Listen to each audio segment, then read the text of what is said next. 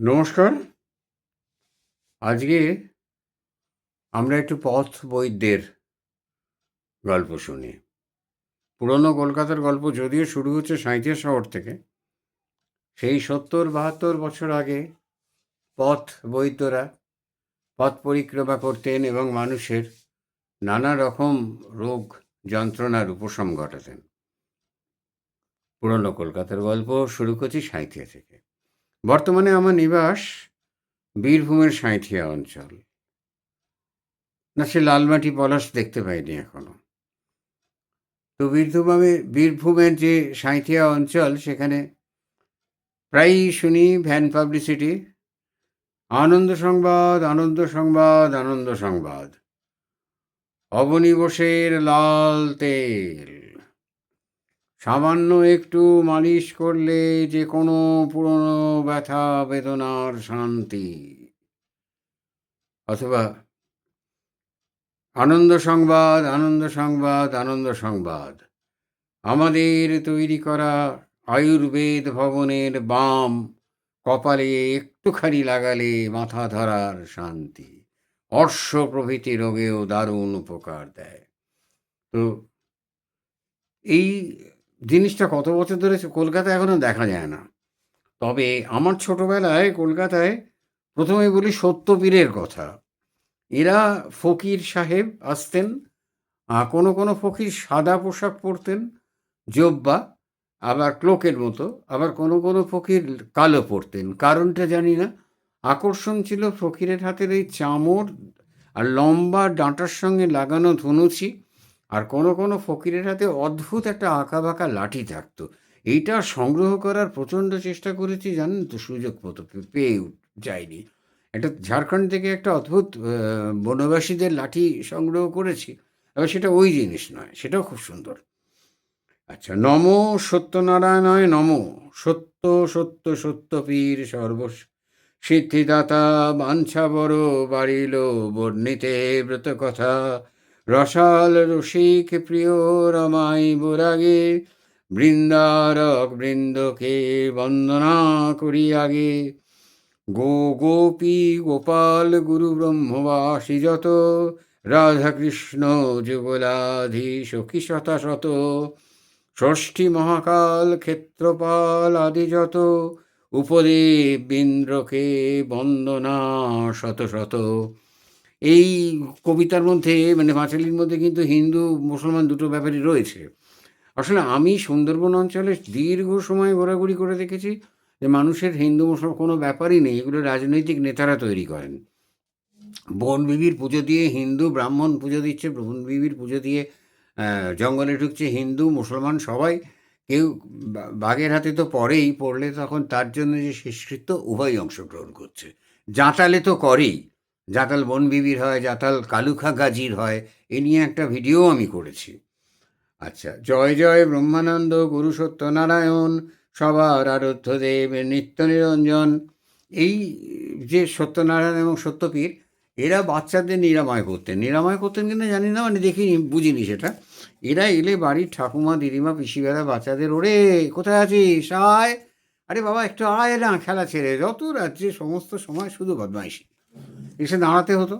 আর দাঁড়ালে এদের হাতে সাদা চামড় থাকতো, সেই চামড় দিয়ে এরা মাথার ওপর চামড়টা নেড়ে এরকমভাবে চামড় বুলিয়ে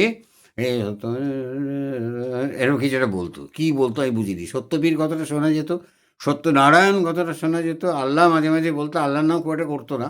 সত্যপীর এবং সত্যনারায়ণ এই হিন্দু মুসলমান মিশ্রিত দেবতার কথাই বলতো।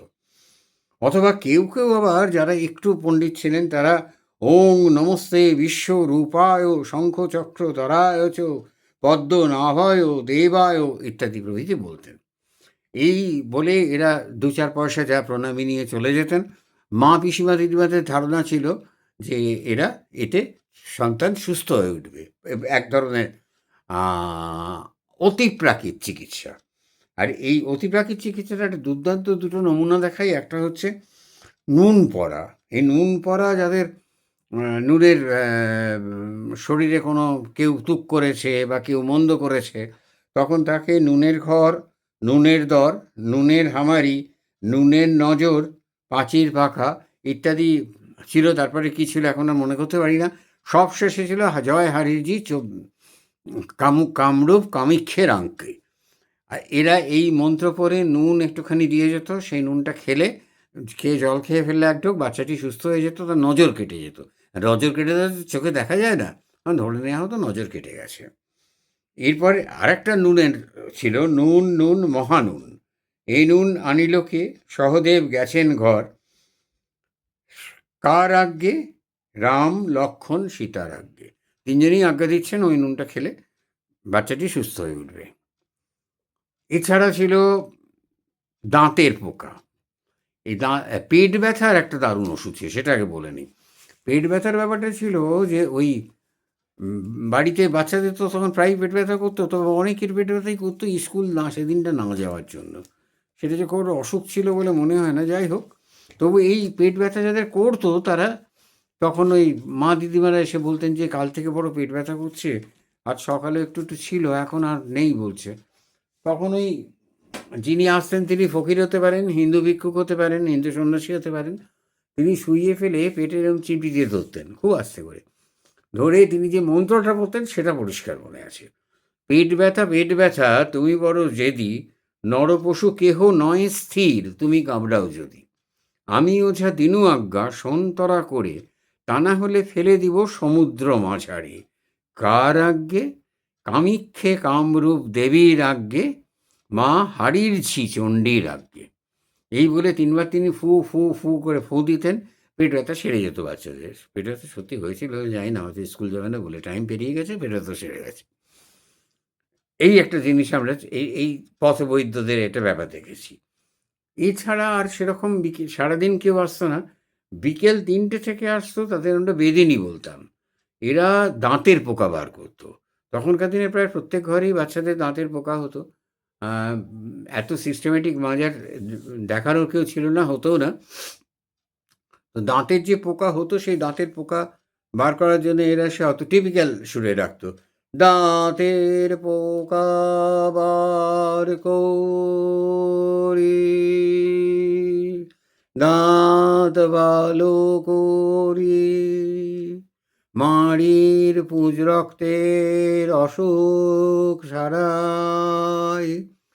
এরা আবার বাতও ভালো করতো, বাত ভালো করি, বাতের বেদনায় ভুগছে, কর্তা মশাই বেরোতে পারেন না, বাত ভালো করি।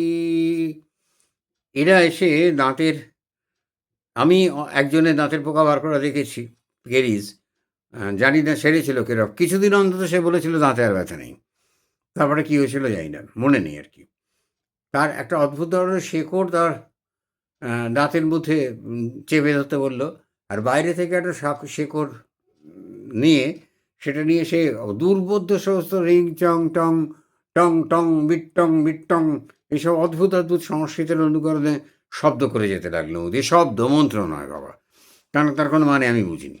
অবশ্য ছোটো ছিলাম আর একটু পাকা ছিলাম, কিন্তু ছিলাম। তো সেই ওটা নিয়ে নাড়াতো গাড়ির মধ্যে, আর কিছুক্ষণ পরে বলতো যে মুখটা খোল। সবাইকে এরা পাইকিরি, এর হোলসেল তুই বলতো, সাধু সন্ন্যাসীদের ছোটো সংস্করণ তো। তো সে মুখ খুললে দেখা যেত সাদা তুলো ভর্তি, চালের মধ্যে যেরকম পোকা হয় না, ওরকম একটু খয়েরি খয়েরি রঙের ছোটো ছোটো পোকা। তারা সেটাকে কাগজে মুড়িয়ে ফেলে দিয়ে বলতো, যা তোর দাঁতের পোকা সেরে গেছে, আর তোর কোনো হয়নি, দাঁত পরিষ্কার রাখবি। ফোলা কমে যেত, এটা ঘটনা। সেটা ওই শেকড়ের প্রভাব কিনা জানি না।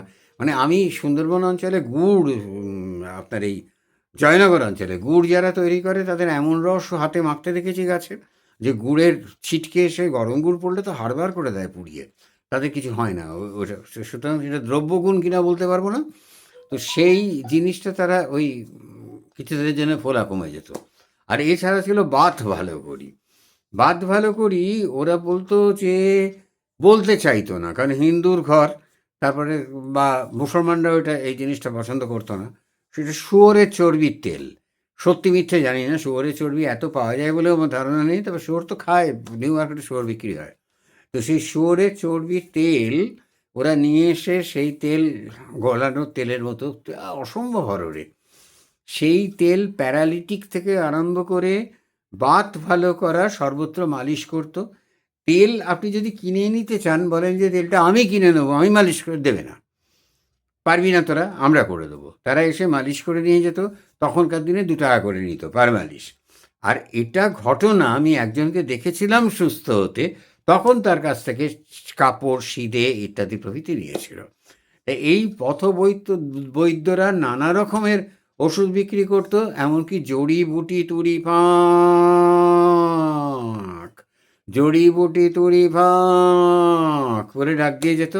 এদের কাছে রামবাসকের মূল থেকে আরম্ভ করে এমনকি হরিণের ওই যে কস্তুরীও পাওয়া যেত, যদিও সেটা কস্তুরী নয়, হরিণের চামড়ার ভেতর সেলাই করা মনোরঞ্জন আতর। মনোরঞ্জন আতরের অত্যন্ত তীব্র গন্ধ, তুলোয় লাগিয়ে সেটাকে ওই মধ্যে সেলাই করে বিক্রি করছে। সেলাইটা এমনভাবে করা, বাইরে থেকে দেখা যায় না। পথবৈদ্যদের কথা শেষ করলাম। পর্ব 11 শুনবেন। নমস্কার।